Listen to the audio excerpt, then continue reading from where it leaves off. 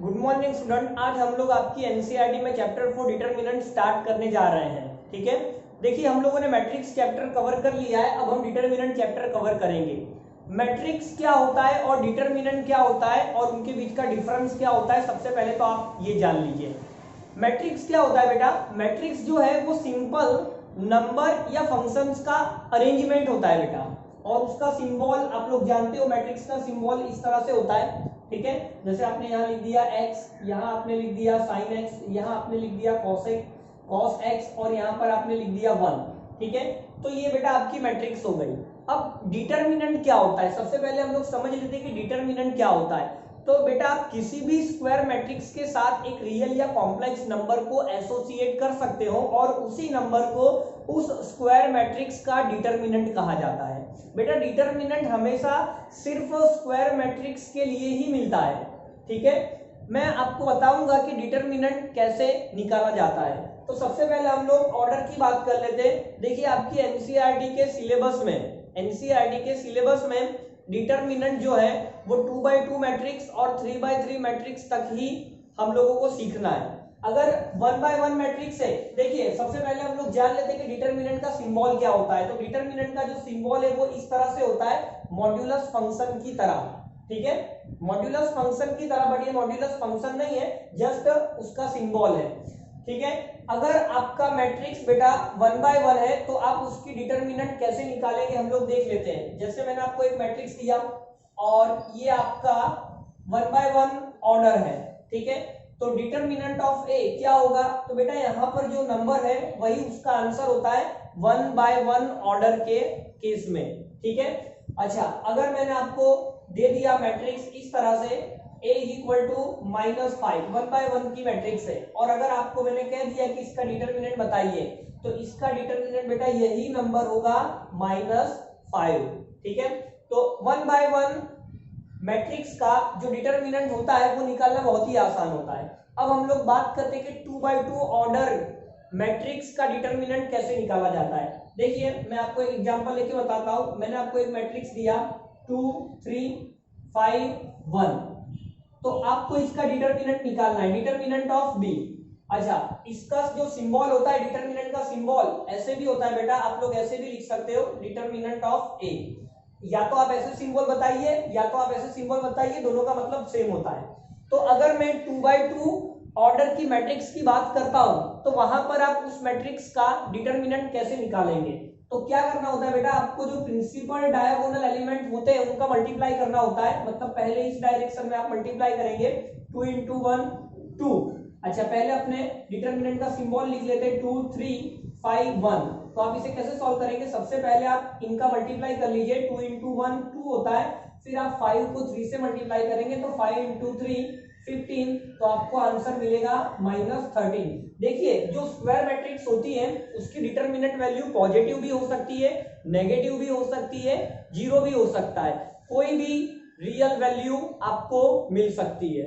ठीक है, तो 2x2 मैट्रिक्स का डिटरमिनेंट निकालना बहुत ही आसान होता है। मैं आपको एक क्वेश्चन और बता दूं। जैसे मैंने आपको एक मैट्रिक्स दे दिया डी, यहां पर मैंने एलिमेंट लिख दिए 4 5 1 -2, तो आपको इसका डिटरमिनेंट क्या मिलेगा? तो जैसा हमने सीखा 4 5 1 -2 डिटरमिनेंट कैसे निकाला जाता है। सबसे पहले हम लोग इस डायरेक्शन में मल्टीप्लाई करेंगे, -2 × 4 बेटा -8 होता है। अब आप याद रखिए कि जब आप इस डायरेक्शन में मल्टीप्लाई करते हैं तो आपको रूल का माइनस लिखना पड़ता है, तो ये माइनस रूल का हुआ, 5 × 1 5 हुआ, -8 -5, ये आपको मिलेगा -13। तो 2x2 मैट्रिक्स का डिटरमिनेंट निकालना बहुत ही आसान होता है। अब हम लोग 3x3 ऑर्डर के मैट्रिक्स की डिटरमिनेंट वैल्यू निकालना सीखेंगे। ठीक है, आप पहले एसएस ले लीजिए।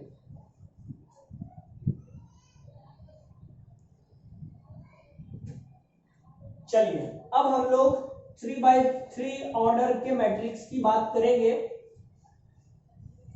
मैं आपको एग्जांपल लेकर समझाऊंगा। देखिए जैसे ए जो है वो एक 3x3 ऑर्डर का मैट्रिक्स है और हमें उसका डिटरमिनेंट निकालना है।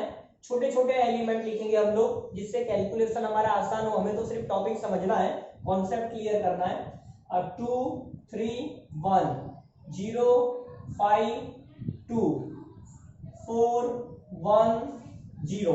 ठीक है, देखिए बेटा, आपको 3/3 ऑर्डर का मैट्रिक्स का डिटरमिनेंट निकालने के लिए आपके पास टोटल 6 तरीके हैं। ठीक है, आपके पास टोटल 6 तरीके हैं। आप इस डिटरमिनेंट को सॉल्व करने के लिए एक्सपांशन जो है वो रो 1 के रिस्पेक्ट में कर सकते हैं, आप एक्सपांशन अलोंग रो 2 कर सकते हैं, अलोंग रो 3 कर सकते हैं, along column 1, along column 2, along column 3। इस तरह से आप 6 तरीकों से एक्सपांशन कर सकते हैं और हर तरीकों में आंसर सेम आता है। मैं आपको आंसर लाके बताऊंगा कि कैसे आंसर सेम आता है। ठीक है, सबसे पहले हम लोग एक्सपांशन करेंगे along first row. Along first row आपको यहां पर साइन याद रखना पड़ेगा बेटा, plus minus plus minus plus minus plus minus plus, alternate sign है बेटा, plus minus plus minus plus minus plus minus plus. ठीक है, मैं आपको इस साइन का कॉन्सेप्ट भी समझा देता हूं कि मैंने ये साइन क्यों ली है। देखिए, जब भी आप 3/3 ऑर्डर के मैट्रिक्स की बात करते हैं तो हम लोग एलिमेंट लिखते हैं A11 12 13 21 22 23 31 32 33। अब बेटा आप यहां पर देखिए 1 1 मतलब first row and first column, तो ये जो 1 1 है आपको -1 का पावर 1 + 1 करना पड़ता है, तो -1/2 + 1 इस वजह से प्लस होता है। अब आप A12 पर जाइए तो देखिए फर्स्ट रो सेकंड कॉलम, तो -1 का पावर 1 + 2 करना पड़ता है, तो -1 का क्यूब माइनस, इस वजह से बेटा यहाँ पर माइनस आता है। जैसे आप यहाँ पर बात करिए तो ये आपका थर्ड रो है, ठीक है, ये वाला एलिमेंट, और कॉलम 2 है, तो -1 का पावर बेटा रो 3 और कॉलम का नंबर 2 है, तो -1 का पावर 5। इस तरह से आपको माइनस मिल रहा है, इसलिए मैंने यहाँ पर माइनस लिया है। एक्चुअली इस टॉपिक को हम लोग डिटेल में पढ़ेंगे आगे चलकर, माइनर एंड कोफैक्टर वाले टॉपिक के अंदर हम लोग इसका डिटेल में डिस्कशन करने वाले हैं। फिलहाल आप शॉर्ट में याद रख लीजिए, और सबसे बेटर है plus minus plus minus plus minus plus minus plus. आप इस ऑर्डर को याद रख लीजिए। अब कैसे इसका यूज करते हुए मैं एक्सपांशन करूंगा विथ रिस्पेक्ट टू R1। अब देखिए, सबसे पहले तो आप R1 मतलब रो 1 के एलिमेंट लिख लीजिए, तो 2, फिर बाद में 3, फिर बाद में 1। ठीक है, चलिए अब हम लोग आगे क्या करेंगे, देखिए साइन हमने क्या सीखा था, plus minus plus minus plus minus plus minus plus. तो आप देखिए ये प्लस है 2 के लिए, मतलब ये प्लस माइनस प्लस, एक्चुअली ये जो साइन है वो आप यहाँ पर मैच करिए, plus minus plus minus plus minus plus minus plus. ठीक है, तो ये जो 2 है उसको प्लस मिलने वाला है, और ये जो 3 है उसको माइनस मिलने वाला है, 1 को बेटा प्लस मिलने वाला है, इस तरह से। अब आपको क्या करना है, तो ये जो 2 है बेटा वो first row and first column में है, तो आपको उस रो एंड उस कॉलम को ढाक लेना है, मतलब आपका कॉलम 1 और आपका रो 1 आप ऐसे इसको ढाक लीजिए, तो आपको बेटा ये 4 एलिमेंट दिखने वाले हैं, और उनका आपको डिटरमिनेंट वैल्यू लेकर मल्टीप्लाई करना है, मतलब 5 2 1 0।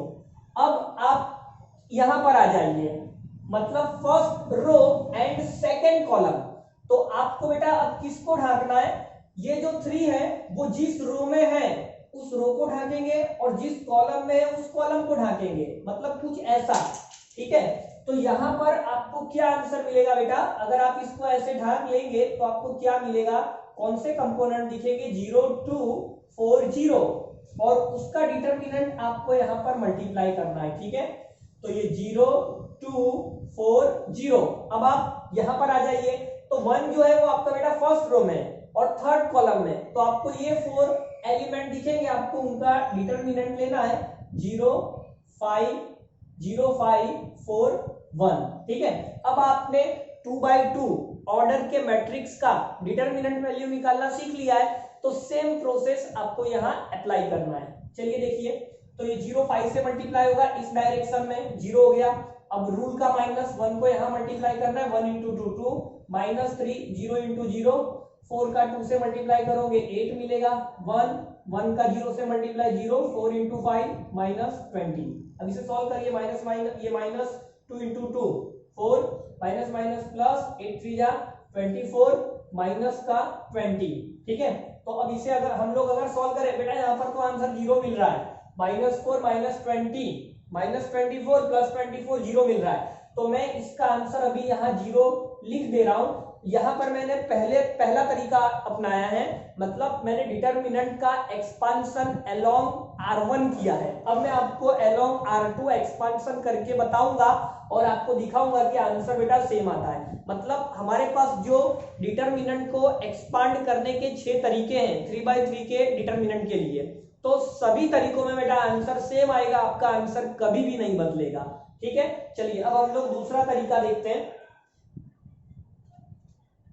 हाँ, अब हम लोग एक्सपांशन अलोंग R2 करते हैं, मतलब सेकेंड रो के रिस्पेक्ट में। तो सबसे पहले आप सेकेंड रो के एलिमेंट को लिख लीजिए 0 5 2, और यहां पर आप सेकेंड रो के लिए इस साइन का यूज करने वाले हैं, मतलब माइनस प्लस माइनस। अब सेम मेथड, ये जो 0 है जिस रो में है उस रो को ढांक दीजिए और जिस कॉलम में है उस कॉलम को ढांक लीजिए, मतलब कुछ ऐसा बेटा। देखिए मैं रो के लिए मार्कर का यूज कर रहा हूं, ओके। तो आपको बेटा ये 4 कंपोनेंट, ये 4 एलिमेंट दिखने वाले हैं, तो उनका आपको डिटरमिनेंट ले लेना है 3 1 1 0, ठीक है। वैसे ही आपको 5 के लिए करना है, तो ये आपका सेकंड रो, ये आपका सेकंड कॉलम। तो देखिए ये आपका सेकंड रो जा रहा है और ये आपका सेकंड कॉलम जा रहा है, तो बेटा आपको ये 4 एलिमेंट मिलने वाले हैं, मतलब 2 1 4 0। अब आप इस 2 के लिए आइए, तो ये आपका थर्ड कॉलम है और ये आपका सेकंड रो है, तो आपको 2 3 4 1 दिखेगा, 2 3 4 1। अब आप इसे सॉल्व कर लीजिए, देखिए ये तो 0 है, मतलब यहाँ पे कुछ भी रिजल्ट निकलेगा वो तो 0 कर देगा। 5 इस डायरेक्शन में पहले मल्टीप्लाई करना है, इस डायरेक्शन में माइनस करके मल्टीप्लाई करना है, -2 इस डायरेक्शन में पहले मल्टीप्लाई करना है, इस डायरेक्शन में बाद में मल्टीप्लाई करना है और बीच में माइनस लिख करके अब सॉल्व कर लीजिए आप। तो यहाँ पर हमें 5 4 जा कितना हुआ -20, ओके। चलिए ये हमारे पास क्या था बेटा, ये एक्चुअली 2 था ब्रैकेट का, ये ब्रैकेट -2, और ये हमें कितना आंसर देगा, तो 2 -12, तो ये क्या हो गया बेटा -10। तो अगर इसे हम लोग सॉल्व करेंगे तो क्या हो रहा है, -20 माइनस माइनस प्लस 10 इंटू 2 20। अब देखिए बेटा नेगेटिव पॉजिटिव कैंसिल होकर 0 दिखेगा, मतलब पहले वाले केस में भी मुझे आंसर 0 ही मिला था, ठीक है। अब मैं आपको अलोंग थर्ड रो एक्सपांशन करना सिखाऊंगा और वहां पर भी आपको आंसर सेम मिलेगा, ठीक है। आप पहले एसएस ले लीजिए।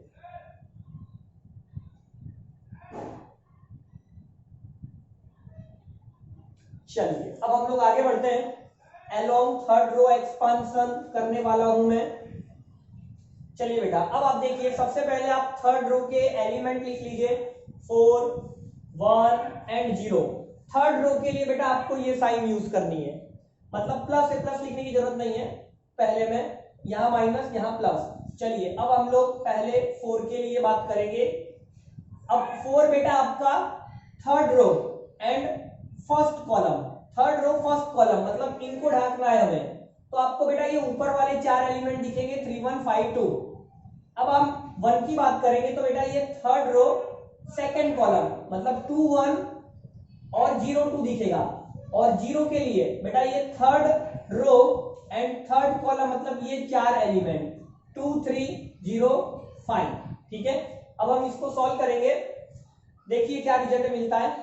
ये पहले इस डायरेक्शन में मल्टीप्लाई 6, फिर इस डायरेक्शन में मल्टीप्लाई माइनस करके, इस डायरेक्शन में मल्टीप्लाई 4 माइनस करके, इस डायरेक्शन में मल्टीप्लाई। बेटा ये तो 0 है, मतलब लिखने का कोई मतलब नहीं है, ये 0 पूरे रिजल्ट को 0 कर देगा। तो 6 - 5 हमें 1 मिलेगा, ये 4 हो गया, -4। देखो बेटा आंसर 0 आया कि नहीं आया, यहां पर भी हमको आंसर 0 मिला। तो मैंने 3/3 ऑर्डर के डिटरमिनेंट को एक्सपांड करने के कुल 6 तरीकों में से पहले 3 तरीका बताया और सब में आंसर मैंने आपको सेम ला करके बताया। अब हम लोग एक्सपांशन अलोंग कॉलम करके देखते हैं और वहां पे भी आपको आंसर में सेम ला करके बताऊंगा, मतलब आंसर हमें 0 ही मिलने वाला है, ठीक है। चलिए अब हम लोग एक्सपांशन अलोंग कॉलम 1 सीख लेते हैं। तो सबसे पहले आप कॉलम 1 के कंपोनेंट को लिख लीजिए। अब आपको कॉलम में चलना है बेटा, अब आपको कॉलम में चलना है। तो देखिए +2 के लिए -0 के लिए +4 के लिए। तो अगर मैं इस 2 की बात करता हूं तो फर्स्ट रो फर्स्ट कॉलम मतलब ये 4 एलिमेंट दिखेंगे, उनका आपको डिटरमिनेंट लेके मल्टीप्लाई करना है। चलिए अब 0 के लिए आप बेटा second row and first column को हटा दोगे तो आपको ये 4 एलिमेंट मतलब 3 1 1 0 दिखेगा। अब आप 4 के लिए बात करेंगे मतलब थर्ड रो फर्स्ट कॉलम तो ये 4 3 1 5 2।